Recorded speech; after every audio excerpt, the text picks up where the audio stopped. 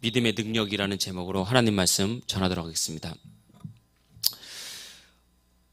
사람은 그 마음에 무엇을 품느냐에 따라서 그 인생이 달라집니다.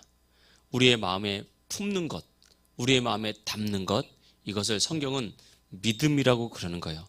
그래서 성경은 우리의 믿음에 따라서 인생이 달라진다라고 말하면서 예수님께서 많이 하셨던 말씀 중에 내 믿음대로 될지어다, 이런 말씀을 예수님은 많이 하셨습니다. 우리 이 땅을 살아가면서 지금 내가 품고 있는 어떤 꿈과 비전이 도대체 이게 나의 믿음인지 아니면 욕심인지, 주님께서 주신 비전인지 내 욕심인지 구별할 수 없을 때가 있거든요. 그걸 구별하는 쉬운 방법이 내가 품고 있는 것이 하나님의 말씀인지 아니면 내가 세상을 담고 있는지 그걸 보면 됩니다. 내가 아무리 고상하게 주님 주신 비전이라 그래도 내 마음에 세상을 담고 있고 또 내 마음에 세상이 말하는 성공을 담고 있으면 그것은 비전이라기보다는 욕심일 확률이 높습니다. 그런데 내 마음에 그것이 별거 아닌 것 같아도 아니면 크더라도 말씀이 역사하고 있고 하나님 주신 말씀이 내 속에 담겨져 있으면 그것은 비전이고 우리의 믿음일 수가 있는 것입니다. 어찌됐건 우리의 마음에 품는 것이 바로 우리의 믿음이 되기 때문에 성경은 마음의 중요성에 대해서 아주 강조를 하고 있습니다. 마음을 강하게 해라, 때로는 마음을 담대하게 하라, 때로는 마음을 굳세게 해라. 무릇 지킬 만한 것 중에 내 마음을 지켜라. 생명의 근원이 이에서 난다. 그래서 여러분, 우리가 힘들고 어려운 문제나 감당하기 힘든 대적이 있더라도 문제를 넘어서고 대적을 이기는 능력은 절대 환경에서 오는 것이 아니라 우리의 마음에서, 우리의 믿음에서 오는 것입니다. 출애굽했던 이스라엘 백성들이 이제 모세와 함께 40년 방황하지 않고 2년여 만에 가나안 땅에 들어갈 기회가 있었어요. 가데스 바네아 가나안 땅 앞에서 모세가 12명의 정탐꾼을 이렇게 가나안 땅 정탐하라고 40일 동안 보냈습니다. 이 40일 동안 가나안 땅을 정탐하고 온 12명의 정탐꾼 중에 10대 2로 두 갈래로 쫙 나뉘었어요. 10명의 정탐꾼은 돌아와서 모세여, 절대 우리 그 땅을 정복할 수가 없습니다. 그 땅에 사는 사람들은 너무 크고 강하고 우리는 그들에 비하면 메뚜기밖에 안 되기 때문에 우리는 그 땅을 정복할 수 없습니다라고 보고를 했다고요. 그런데 나머지 두 사람 여호수아와 갈렙은 성경을 보면 마음이 달랐다고 했어요. 여호수아와 갈렙도 똑같은 상황을 보고 똑같은 사람을 보고 똑같은 땅을 정탐하고 왔는데 여호수아와 갈렙은 마음을 달리했기 때문에 이렇게 말했습니다. 너무 그들은 강합니다. 그러나 하나님께서 우리와 함께 하시면 우리는 그 땅을 정복할 수 있고 그들은 우리의 밥입니다. 그러니까 두려워하지 마십시오. 이렇게 보고를 했다고요. 같은 상황에서 같은 것을 보고 똑같은 이스라엘 백성인데 두 무리는 이 마음이 달랐다는 것을 우리는 알아야 됩니다. 그들의 환경이 다른 것이 아니었습니다. 10명의 정탐꾼은 그들의 마음에 하나님이 없었어요. 마음에 하나님을 품은 거, 말씀을 품은 거, 이게 뭐라 그랬죠? 이게 믿음이라 그랬어요. 그러니까 그들은 믿음이 없었습니다. 근데 여호수아와 갈렙은 하나님이 우리와 함께 계시면 이길 수 있다고, 그들은 하나님을 가슴에 품었어요. 그러니까 그들의 마음이 달랐다는 것은 결국은 그들의 믿음이 달랐다는 것입니다. 인생의 차이는 결국 환경에서 나오는 것이 아니라 마음에서 나오는 것. 능력의 차이는 결국 이렇게 다른 어떤 환경에서 나오는 것이 아니라 나의 마음에서 나온다는 것을 우리가 알아야 됩니다. 그런데 많은 그리스도인들이 마귀에게 속고 있고 마귀가 준 욕심과 탐욕에 속고 있다는 거예요. 그래서 많은 그리스도인들이 하는 싸움이 더 좋은 환경을 만드는 싸움이에요. 더 좋은 환경을 만들면 된다. 더 좋은 환경에 가면 된다. 예전에 옛말에 보니까 맹모 삼천지교라 그랬다. 더 좋은 환경, 더 좋은 능력 가운데 우리를 그게 들어가게 만들면 된다. 여기에 빠져 있단 말입니다. 그래서 정작 그 마음에 하나님을 놓쳐버리는 그런 우를 범하는 것입니다. 여러분, 환경과 능력, 이것은 마귀에게 속는 거예요. 모든 좋은 환경과 모든 능력은 하나님께로부터 나오는 것입니다. 우리의 마음에 무엇을 품고 있느냐에 따라서 인생이 달라지는 것입니다. 마음에 하나님을 품으면 하나님의 능력으로 살게 될 것입니다. 할렐루야. 이것이 우리 그리스도의 삶이라고요. 하나님을 품고 말씀을 품어서 말씀이 일하게 하는 것, 하나님이 일하시도록 우리의 삶을 내어드리는 것, 그것이 그리스도인들의 삶이고 이것이 믿음의 삶이라 하나님이 일할 때 우리는 진짜 큰 능력, 진짜 큰 은혜, 진짜 큰 인생이 될 줄 믿습니다. 바라기는 저와 여러분들이 정말 믿음에 따라서 달라진 인생 살기를 원합니다. 우리 교회가 믿음으로 꿈을 꾸고 믿음으로 바라보고 믿음으로 도전하면서 정말 주님께 쓰임받는 교회 되기를 주의 이름으로 축복합니다. 출애굽한 이스라엘 백성들이 도착한 곳이 얼마 지나지 않아서 홍해 앞에 도착했습니다. 급하게 애굽에서 나왔잖아요. 정말 430년 동안 고통당하다가 애굽에서 나와서 이들은 걷고 또 걷고 아이들 들쳐업고 노부모님들 양옆에 끼고 나왔는데 그들이 처음 도착한 것이 홍해였습니다. 넘지 못할 홍해. 홍해를 쫙 바라보니까 바다가 막 넘실거리는 거예요. 여러분 우리가 여름 휴가 때 여러분 바닷가 많이 가잖아요. 저 동해안 바닷가 가면요. 바다가 쫙 펼쳐져 있어요. 파도가 한번 딱 치기도 합니다. 그걸 어떻게 걷습니까? 배도 없죠. 200만 명이죠. 그걸 어떻게 건너갑니까? 막막하고 답답하고 막 절망이 되고 용기가 사라지는 거예요. 하나님의 능력 보고는 아는데 막상 현실에서 홍해가 또 펼쳐지니까 문제가 펼쳐지니까 예배 때 은혜 받고 기도해서 은혜 받고 결단했는데 현실에 나가서 막상 막막한 문제가 터지니까 막 답답한 거죠. 절망이 되는 거죠. 낙심이 되는 겁니다. 근데 그때 또 애국 군대는 뒤에서 죽이겠다고 또 칼을 들고 병거를 타고 쫓아오는 거잖아요. 기가 막힌 상황이 펼쳐진 것입니다. 그런 막막하고 기가 막힌 상황에서 인간의 계산으로는 답이 나오지 않을 때 그 200만 명 중에 한 명 모세는 그 마음에 하나님을 딱 품고 하나님을 바라봤습니다. 그리고 하나님을 품고 하나님께 기도했어요. 하나님이라면 하실 수 있습니다. 여기까지 인도하신 하나님께서 이 문제도 넉넉히 이기게 할 줄 믿습니다. 하나님을 품고 기도했을 때 하나님께서는 기도를 들으시고 홍해 바다를 양가대로 쫙 갈라지게 만들었다고요. 그래서 이스라엘 백성들은 그 홍해 바다를 마른 땅으로 건넜습니다. 마른 땅으로. 불가능이 현실이 된 거죠. 여러분 우리가 여기서 기억해야 될 것은 홍해 바다를 200만 명이니까 한번 퍼보자.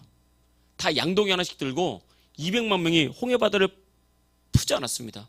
동해 바다 가보십시오. 양동이 200만 개 아니라 1000만 개라도 없어 못 풉니다. 1cm도 못 푼다고요.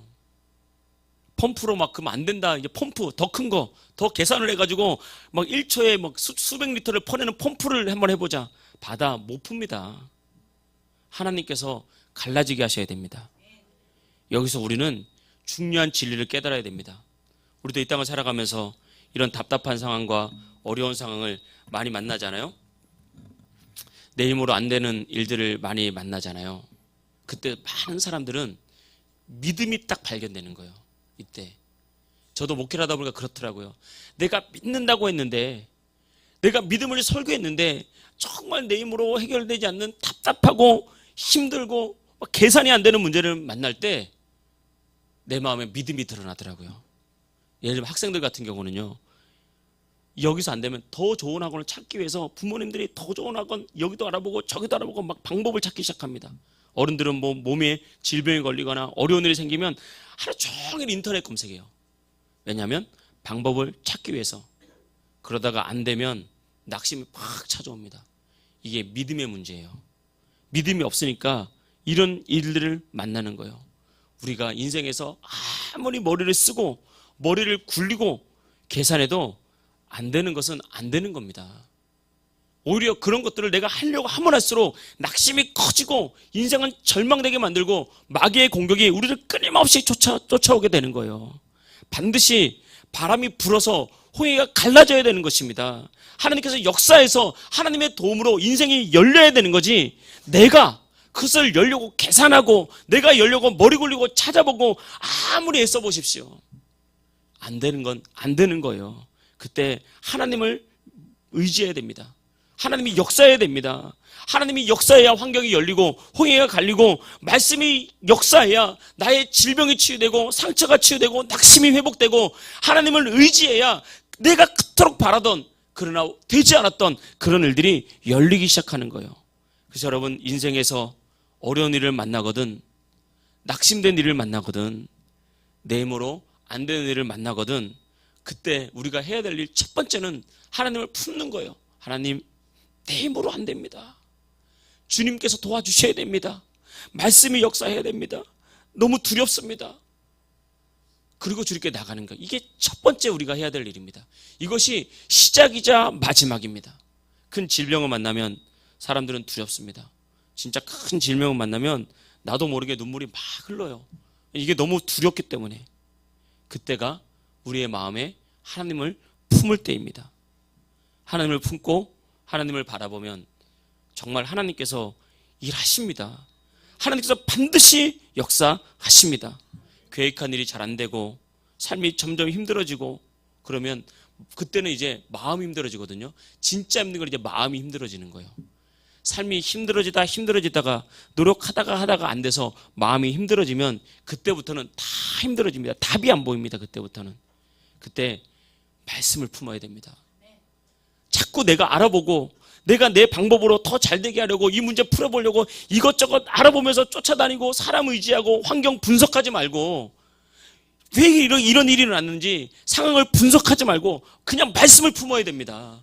하나님을 품어야 됩니다. 말씀 안에 답이 있고 하나님 안에 길이 있고 주님께서 역사하셔야 홍해가 갈라지는 거지, 내가 고민하면 할수록 인생은 더 복잡해지고 더 꼬이고 답이 나오지 않는 거예요. 낙심되게 되는 것입니다. 하나님께서 열어주셔야 되지 내가 양동이 들고 푼다고 되는 것이 아니라는 거예요. 내가 뛰어도 안 되는 것이 하나님께서 만지시면 되기 시작하는 것입니다. 12년 동안 혈류병에 걸린 여성, 빨리 나오면 좋은데 이게 낫질 않는 거예요. 그러니까 이 여성은 자기가 한번 낫게 해보려고 방법을 찾죠. 사람들 누구나 그렇지 않습니까? 좋다는 의사는 다 찾아가서 치료를 받아보고 좋다는 약은 다 먹어보고 온갖 노력을 다 했는데 병이 낫지 않는 거예요. 보니까 오랜 세월을 지나고 보니까 병이 나은 듯 했는데 돌아오고 나은 듯 했는데 돌아오다 보니까 나중에는 오히려 병이 더 깊어진 거예요. 그걸 못 본 거죠. 내 힘으로 막 이렇게 쫓아다닐 때는요, 내가 얼마나 초췌한 인생을 사는지 본인은 몰라요. 문제 속에 헤매이면서 막 이렇게 헤매면서 본인의 얼굴이 막 살이 빠지고 낙심되고 얼굴이 어두워지고 이런 인생이 딱 누가 봐도 왜 저렇게 어둡게 사나, 이걸 본인은 모른다고요. 본인은.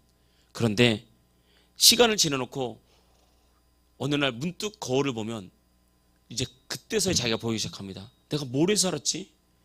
내가 엉뚱해서 왜 이렇게 낭비하고 살았지? 인생을 낭비하고 열정을 낭비하고 물질을 낭비하고 내가 왜 이렇게 살았지?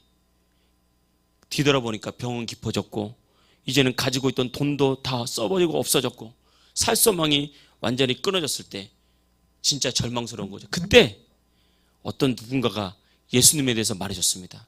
이게 이 여자의 생명이었다고요. 여러분, 예수님은 우리의 생명입니다. 우리가 예배에 나와야 되는 이유는 낙심되고 절망되고 살소망이 끊어질 때 예배를 통해서 예수님을 만나게 되는 거예요. 찬양을 통해서 예수님을 듣게 되고 말씀을 통해서 예수님을 알게 되고 기도를 통해서 예수님을 기대하게 되는 것입니다. 그래서 우리가 예배를 나오는 거거든요. 그래서 이 여성도 그 예수님을 듣고 예수님이라면 나를 고칠 수 있겠구나. 예수님을 품었다고요. 수많은 인파를 뚫고 예수님을 만지지 못해서 예수님의 겉옷자락을 만졌잖아요. 겨우 겉옷자락을 만졌는데도 불구하고 혈루 근원이 말랐어요. 수십 년 동안 헤매도 안 되던 치료가 예수님의 옷자락만 만졌을 뿐인데 단번에 해결이 된 겁니다. 이걸 성경은 기적이라고도 하고 은혜라고도 합니다. 우리가 기적이라는 표현에 참 이게 위험성이 있어요. 같은 거거든요. 은혜와 기적이. 근데 자꾸 기적을 강조하다 보면 이 단어 속에서 품은 엉뚱한 것을 꿈꾸게 됩니다. 지금 나의 현 위치를 잃어버린 채, 내가 지금 해야 될 일을 잃어버린 채 막연히 하나님이 역사할 것이라는 엉뚱한 생각을 하게 돼요. 이게 기적인데 하나님 역사하는 건데 현실을 잊어버리게 만드는 이런 일들을 하거든요. 그래서 보니까 기적이란 표현, 미러클도 좋지만 은혜, 그레이스, 하나님께서 일하셔야 되는 것. 그래서 내가 막연히 주님을 꿈꾸는 것이 아니라 엎드리는 거예요. 주님을 찾는 거예요. 말씀을 품는 거예요. 그래서 말씀의 지도를 받는 겁니다. 하나님의 말씀은 교훈과 책망과 바르게 함과 의로 교육하기 때문에 잘못된 길, 허황된 길, 믿음의 길이 아닌데 착각해서 믿음의 길로 가는 것처럼 생각되는 것, 이걸 고쳐준단 말입니다. 말씀을 품어야 돼요. 그래서 여러분, 우리가 기적을 경험하고 뜨겁게 아멘 하는 사람들은 오히려 쉽게 시험에 잘 듭니다. 그것에 머물러 있으면. 말씀이 들리고 말씀이 품어지잖아요. 이런 사람들은 견고해요. 흔들리지 않습니다. 그래서 성경은 반석 위에 견고한 집을 짓는 인생이란 것은 말씀을 듣고 말씀대로 행하는 사람이라고 그랬지, 기적을 경험하는 사람이라고 하지 않았다고요. 말씀을 품기를 축복합니다. 여러분 가슴 가운데 하나님을 품기를 주의 이름으로 축복합니다. 인생을 살다 보면 만나는 많은 문제들, 그 근원적인 답이 예수님께 있다고 말하는 거죠. 여러분, 여러분의 자녀들의 인생의 답이 예수님께 있다는 것을 믿습니까? 부모가 막 자꾸 하려고 그러면요, 부모 이상 절대 못 큽니다. 여러분, 내가 능력이 한계가 있는데, 내가 자녀에게 한계가 있는데 내가 뭐 이렇게 해준다고요? 절대 그 부모 이상 못 커요. 하나님께 맡겨야지 하나님처럼 큽니다. 하나님만큼 크는 거예요. 그래서 여러분, 여기 학생들, 청년들, 우리도 다 마찬가지예요. 앞으로 우리 살 날이 많았잖아요. 여러분 꿈꾸는 인생이 많잖아요. 하나님께 붙잡혀야 됩니다. 하나님이 책임져야 됩니다. 말씀이 들어와야 여러분 인생이 하나님처럼 능력 있는 인생으로 변화가 되는 거예요. 내가 어떻게 한다고요? 내 능력이 한계가 있는데, 내가 아는 게 한계가 있는데, 나도 못하는데. 여러분 할 수 있습니까? 못해요. 못한다니까요. 저는 이번에도 뭐 이렇게 기도회가 있다고 참석하라 그러는데, 저번에 오셨던 목사님이 오셔서 이제 또 기도를 한다 그러더라고요.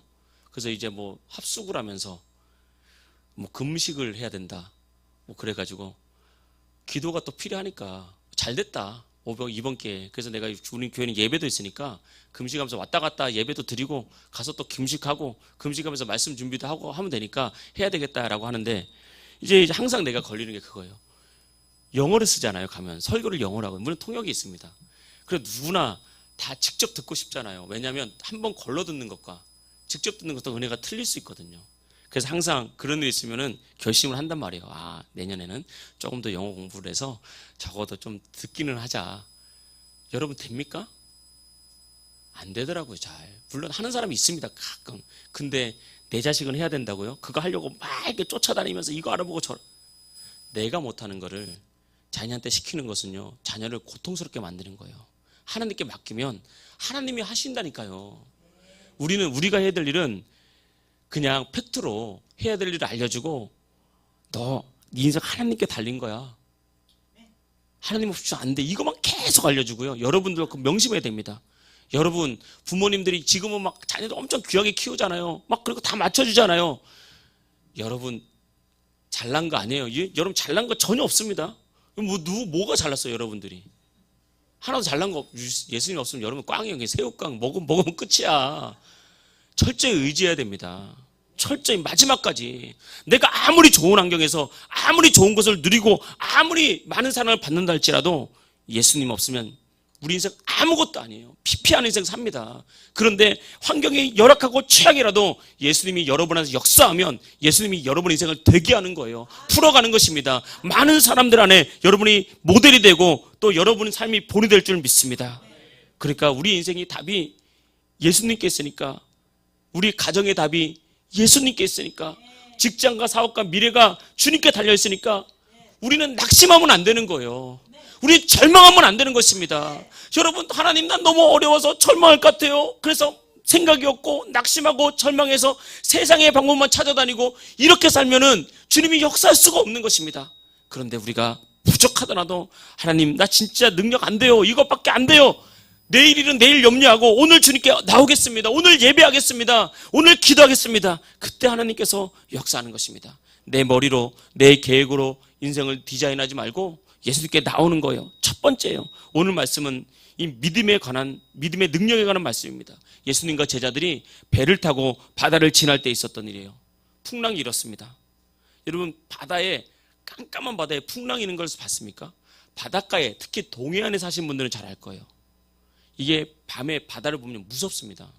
깜깜한 밤에 바다를 쫙 보고요, 비라도 오고 이렇게 파도가 치면요, 거기서 소리가 들려. 하는 소리가 들립니다. 이 파도가 굉장히 무서운 거거든요. 그런 상황 속에 만났을 때 제자들이 너무 두려웠죠. 해결 방법이 없었습니다. 정말 두렵죠.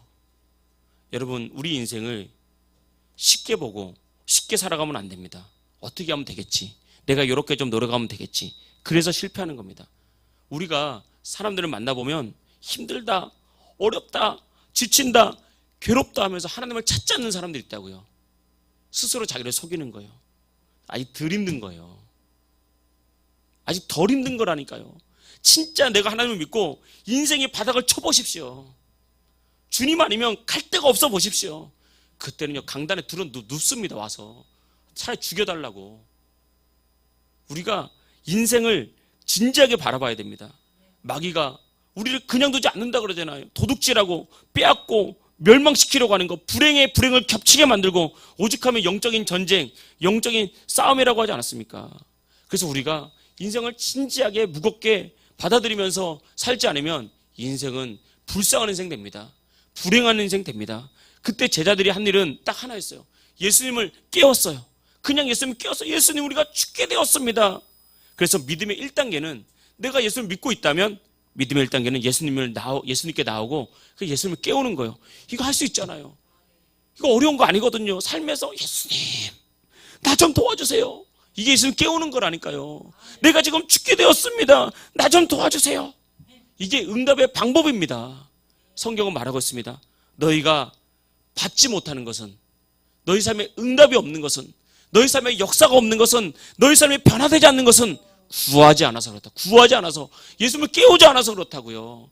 누가 안 도와줘서가 아닙니다. 나를 힘들게 하는 누군가가 있어서가 아니라는 거예요. 나를 괴롭히는 사람 때문에, 환경이 어려워서, 돈이 없어서, 내가 능력이 없어서, 그것 때문에 주님의 은혜가 없는 것이 아니라 내가 주님 찾지 않기 때문에. 구하면 준다고 했잖아요. 찾으면 찾으리라. 두드린 자에게 열릴 것이다. 할렐루야. 이것이 믿음의 첫 번째. 두 번째 단계는 예수님의 믿음을 갖는 거예요. 이제 믿음으로 상황을 다스리는 거죠. 예수님은 일어나서 제자들에게 말했습니다. 어떻게 말했냐면 오늘 성경 본문 26절, 예수께서 이르시되 어찌하여 무서워하느냐, 믿음이 작은 자들아. 그들을 그렇게 책망하셨다고요. 그래서 두려움은 믿음의 문제입니다. 환경의 문제가 아니에요. 사람들 중에 이렇게 생각하는 사람들이 있어요. 작은 일에 시험에 드는 성도들이 생각보다 많습니다. 말 한마디나 어떤 환경 때문에. 그래서 교회를 안 나온다고 말하는 사람들도 여러 가지 말을 합니다.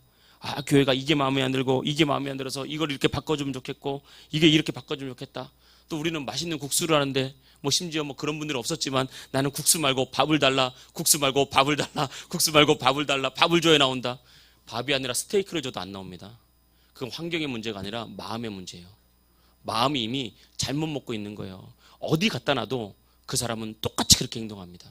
마음을 고쳐 먹어야 됩니다. 그런데 우리가 모르면 그 사람 맞추면서 사람 쫓아다닌다고 하다가 그 사람 신앙 다 버립니다. 사람을 맞춰주기 시작하잖아요. 그럼 그 신앙을 버리게 만들어요. 자식이 필요를 다 맞춰주잖아요. 그 자식 인생 망치는 겁니다. 자식을 사랑하는 게 아니고 자식에게 잘해주는 게 아니에요. 안 되는 건 안 되는 거예요. 그걸 어렸을 때 가르쳐야 돼요. 어렸을 때 가르쳐야 어른이 돼도 그 말씀을 떠나지 않는데, 어려서 다 맞춰주면 나중에 그 말씀 너무 쉽게 떠납니다. 그 자녀를 사랑하는 것이 아니죠. 그래서 예수님도 제자들을 사랑했잖아요. 그런데 잘못된 건 잘못됐다고, 이 믿음이 없는 자들아, 왜 두려워하느냐, 믿음을 가져야 된다고 말하잖아요.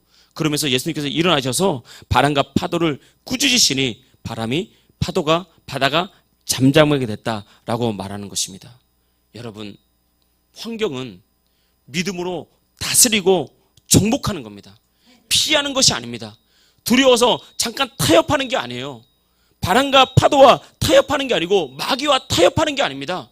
꾸짖고 정복하고 돌파하고 이겨나가는 거예요. 이것이 바로 우리가 가져야 될 믿음이라는 것입니다. 믿음의 능력은 이때 나오는 거예요.